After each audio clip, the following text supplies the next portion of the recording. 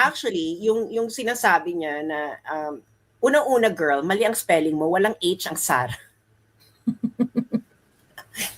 Ito naman, yan na nga lang, hindi mo pa magawa. Ano ba naman, tataka-taka naman ng babaeng to. Anyway, tanggalin mo na girl, wala naman palang nilalaman. Actually, maganda ng okay na ganyan yung mga dilaw na ignorante sila.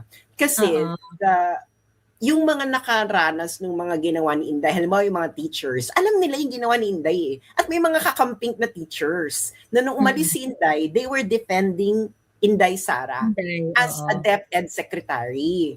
So, kaya ngayon, kayong mga kakamping, ang laki ng problema ninyo because you have kakamping, you have fellow kakampings na teachers.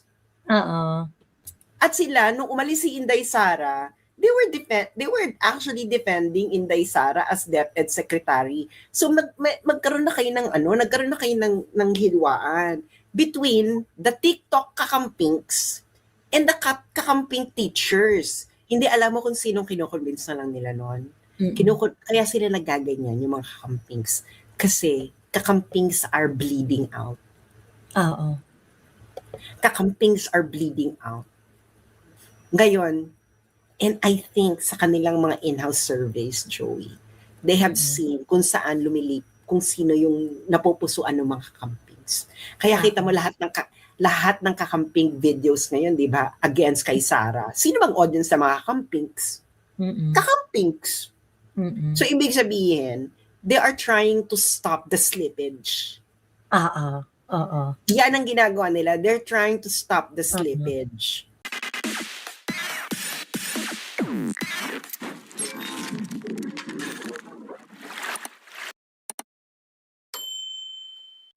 Hello, kumusta? Hello everyone. Ito na naman po ang inyong ka-moisture. Moist na moist. Anong bago? Ako chika sa'yo. Ano naman yan? Tawag dito na, alam mo yung content creator sa TikTok na yung nagsusulat siya, yung content niya, yung pag nag-e-explain siya, sinusulat-sulat niya yung content niya. Girl, paano ko malalaman? Wala naman akong TikTok. Hindi, share sa Facebook din yung mga content niya eh. I don't know. The fintech founder. Ay, may mga ganyan-ganyan siya. Tapos I haven't encountered financial. So, ganito yung mga ganito yung mga content niya. Ano siya yung parang financial kinembular, ganyan. So, nagbibigay-bigay siya ng mga hindi ko alam bakit ganito yung content niya. Bakit gusto mo bang ma-experience yung Disney cruise nang hindi nababaon sa utang? Gusto natin yan. May na-discover ako sa website nila. I always say, I'd rather spend my money. Ganyan yung mga content niya, yung parang paano gumimik ng yung bank, how to utilize some deals in order to get the best out of your money, yung mga ganyan. So hindi siya political content, content. Tapos nag-content siya yesterday. Kasi for some reason, hindi ko na ma-play eh. Ayan. Hindi na siya nape-play. Kasi iba niya mga contents, hindi na rin nape-play. Hindi ko alam kung bakit. But anyway, yung niya, yung parang meron siyang analysis ng accomplishment ni Inday Sara. Tapos, grabe yung mukhang galit na galit siya kay Inday. Talagang mukhang pink na pink si ate mo. Tapos galit na galit kay Inday. Tapos parang, ang default niya is that walang achievement si Inday. Wala daw achievement si Inday. Anong relevance niya?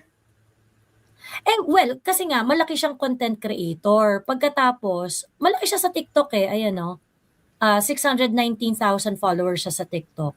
Pagkatapos, hindi naman siya political content creator. Block ko na yan months before, sabi ni Locap.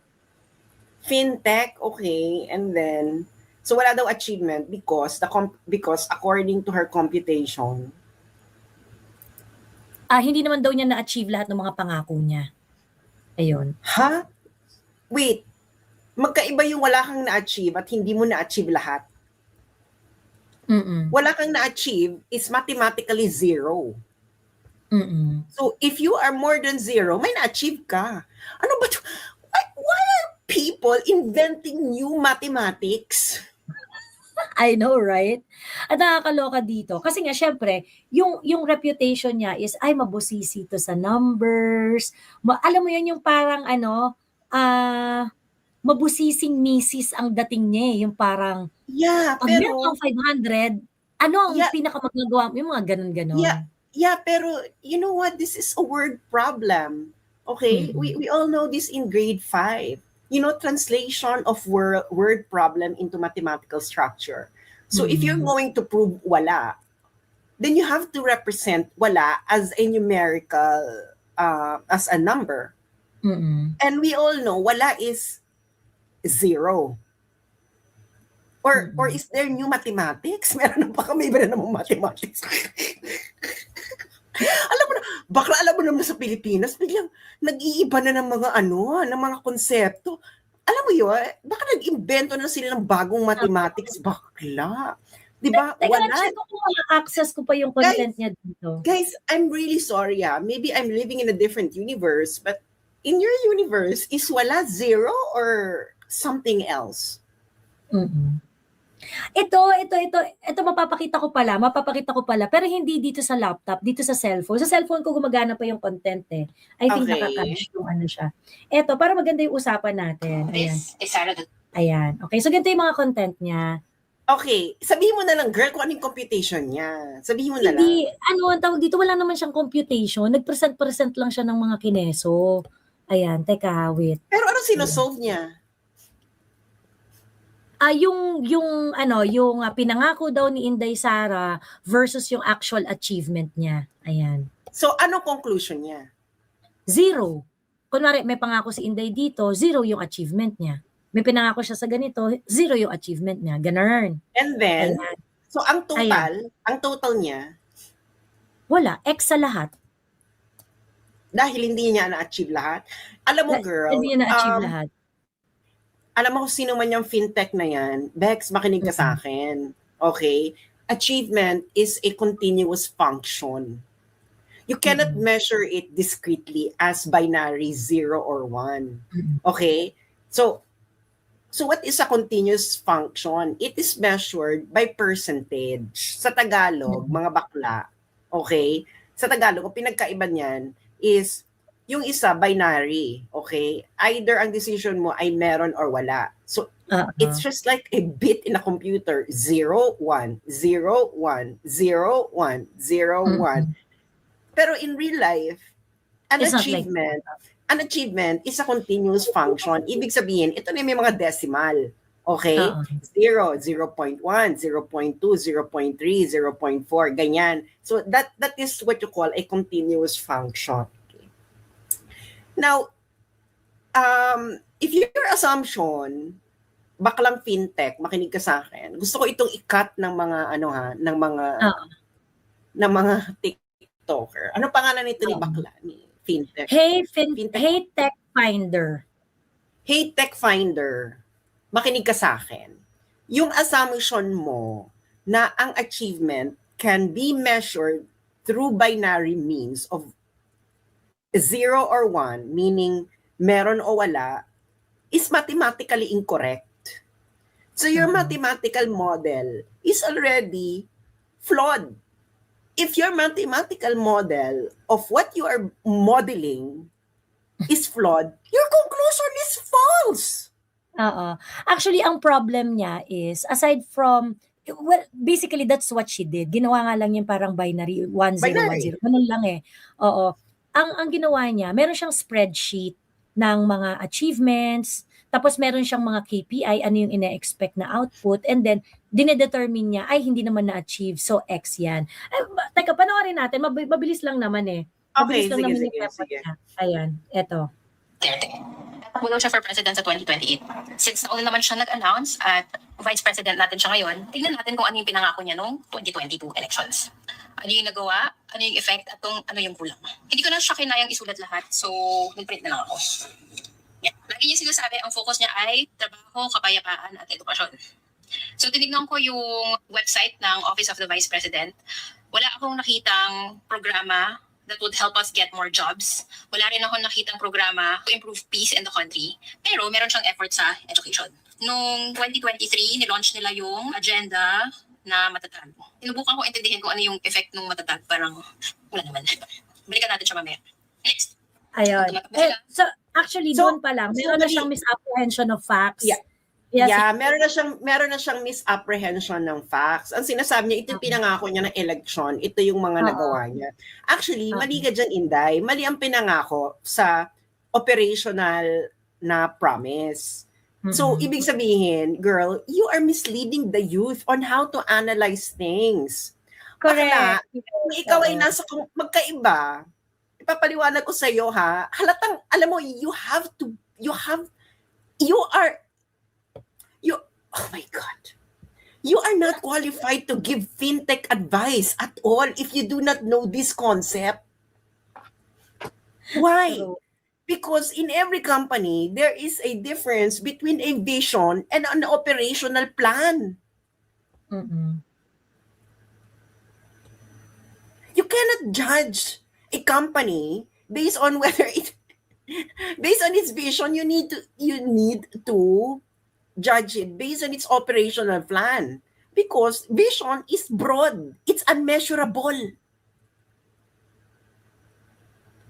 Tatanga-tanga naman itong TikToker na to. Diyos ko Lord, ano man tinapos nito? Bakit naman fintech, Google School of Fintech. Alam mo yon, girl, if you studied business, no, you know these things. Right. You judge a business whether it achieves something based on its actual plan, operational plan. You cannot judge a business based on its mission, vision. True. Napaka-boba mo! Ang boba mo! Tapos, Actually, tapos, like, okay, ito yung mga pinangako niya. Wala dito, hindi ko siya nakita. Kaya, X ito, hindi ko makita ang impact. Bakla, Bakla, ibig sabihin, hindi mo makita. Ibig sabihin, the problem is epistemological. Ginamit ko talaga epistemological, no? Ibig sabihin, you have an epistemic problem. Ibig sabihin, you're an epistemic problem. Ibig sabihin, you are ignorant of what's going on. Bakla, ignorance that something is being done is not evidence of absence. That something. If you are ignorant, alam mo, pwede mo naman kasi girl sabihin na, ay, hindi ko alam. Kaya wala akong opinion. Pero, hindi mo po pwedeng sabihin na hindi mo alam, kasi sinabi niya, hindi ko alam ang ano niya ng impact. Kaya, X.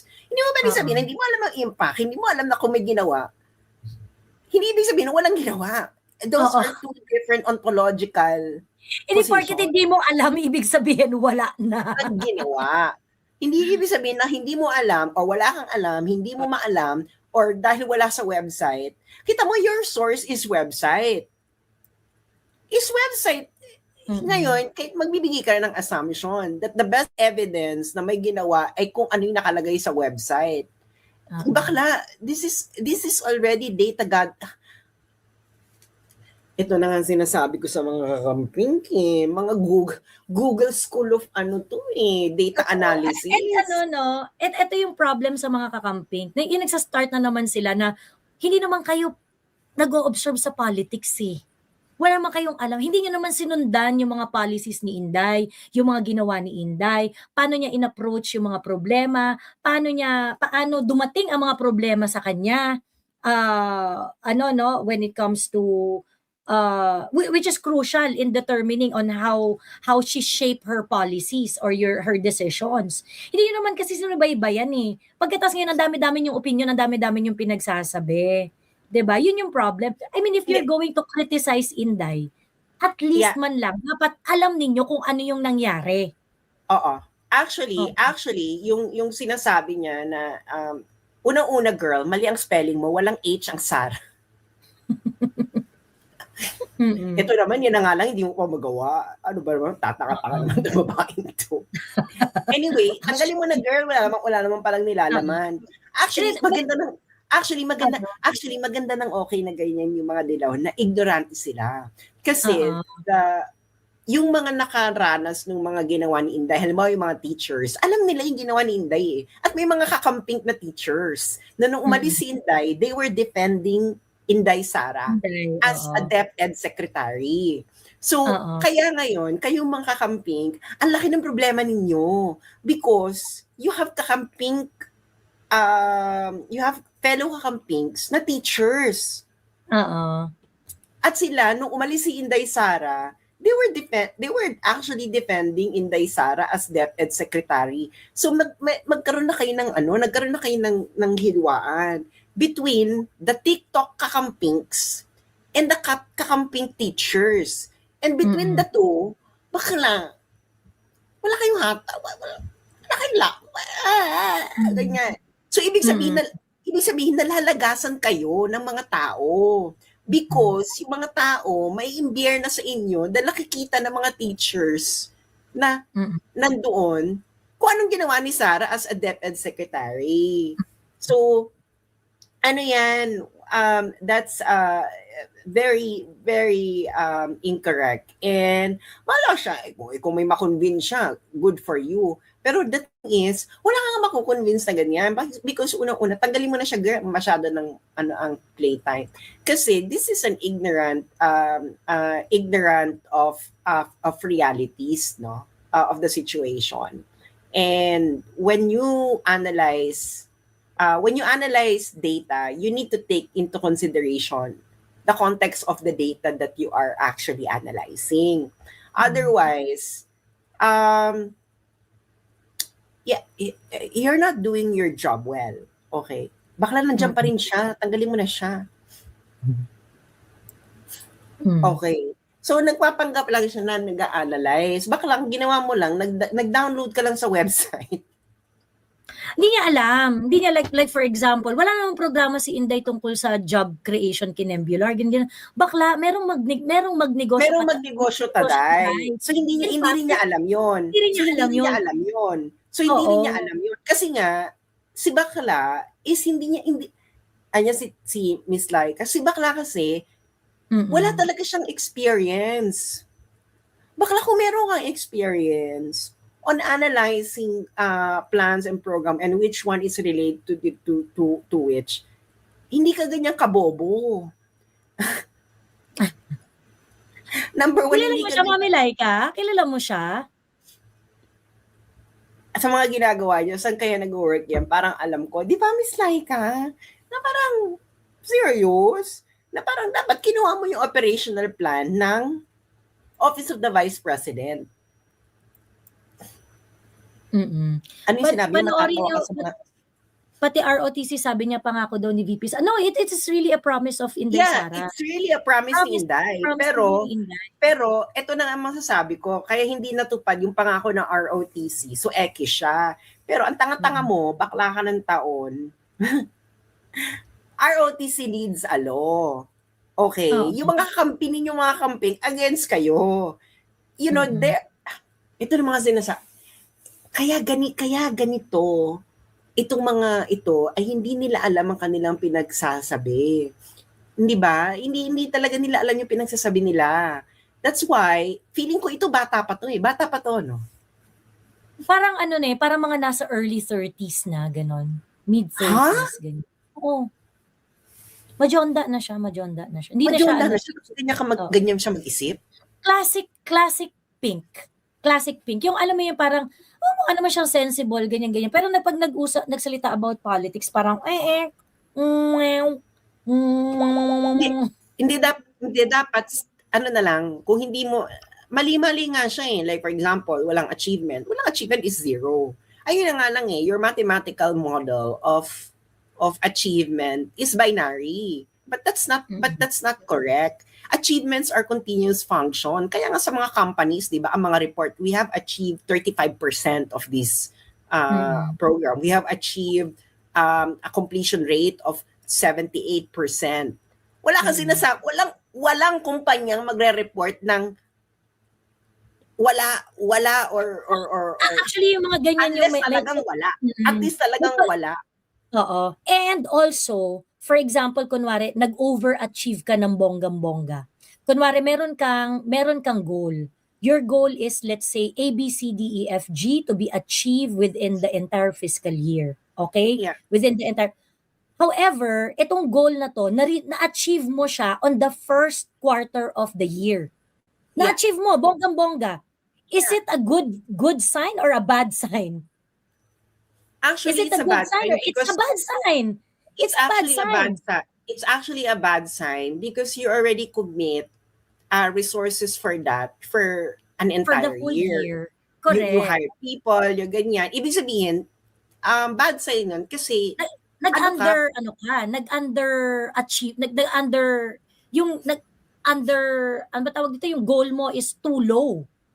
ibig actually you set your goals too low. Too low, oo. And actually may tawag dyan na na you are actually gaming the system. In order Oo. for you to look like you're effective, you're going to set your you're going to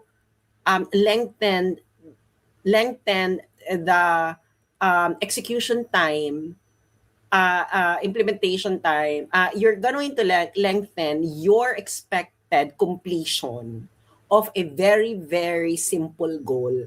So that Oo. when you There's achieve something- the simple Oo. goal, when you achieve the simple goal in 2 minutes, for example, ang goal ko lang talaga is can only be achieved by can be achieved by 2 minutes. Oo. Kaya gagawin ko, i-report ko sa planning, ito Good kailangan for 1 nito ng hour 10 yan. minutes. Kailangan Oo. nito ng 20 minutes. Pero alam ko na for 2 minutes lang siya. So ngayon, kung Oo. na-achieve ko siya ng 2 minutes, sasabihin ko, kita mo, napakagaling ko, napaka-effective ko. Ang goal ko na dapat matapos siya ng 20 minutes, natapos ko ng 2 minutes. Mm-mm. Pero you are gaming the system. Ibig So, sabihin, and that is not going to be mapped by a binary approach doon sa whether na-achieve or not achieve. Because kung ganun lang ang grading mo, sasabihin mo, okay, achieve. So, meron na siyang 1 point. 1 point, na-achieve niya. Pero, asan yung quality doon? Asan yung Yeah. foresight doon? Yeah, exactly. Asan yung ano doon? Ano siya, Ability to use the resources appropriately. Yeah, And exactly. Plan better for the company, for the future, for whatever, for your organization. You weren't really able to achieve much for the organization as a whole pag ganun yung Hindi alam mo kung sinong kino-convince na lang nila noon. Kaya sila nagaganyan yung mga kakampings kasi kakampings are bleeding out. Oo. Kakampings are bleeding out. Ngayon, and I think sa kanilang mga in-house surveys, Joey, they have seen kung saan kung sino yung napupusuan ng mga kakampings. Kaya kita mo lahat ng kakamping videos ngayon, di ba, against kay Sara. Sino bang audience sa mga kakampings? Kakampings. So, ibig sabihin, they are trying to stop the slippage. Yan ang ginagawa nila. They're trying to stop the slippage. Yun lang yun. Yun lang yun. Kaya wala na silang pakialam, girl. They're not addressing us. They know that the DBS are solid. Ang ginagawa lang nila is they're addressing the bleeding out sa hanay nila. At of course, kung sino man yung mga undecided na mag-tip ng balance. Pero the thing is, hindi nga mangyayari yan. Kita mo, hindi siya marunong mag-performance review. Exactly. Yeah, hindi ganyan ang review. Kaya nga, 'di ba? May yan, hindi yang all or nothing. Kaya nga yung ginagawa ni girl, panic mode. Kailangan nagbi-bleed out. I'm pretty sure nagbi-bleed out na ang mga campings. They're disintegrating from inside. And their internal surveys show na lumilipat kay Sara ang puso ng kanilang mga members. Hindi Actually, malayong mangyari. And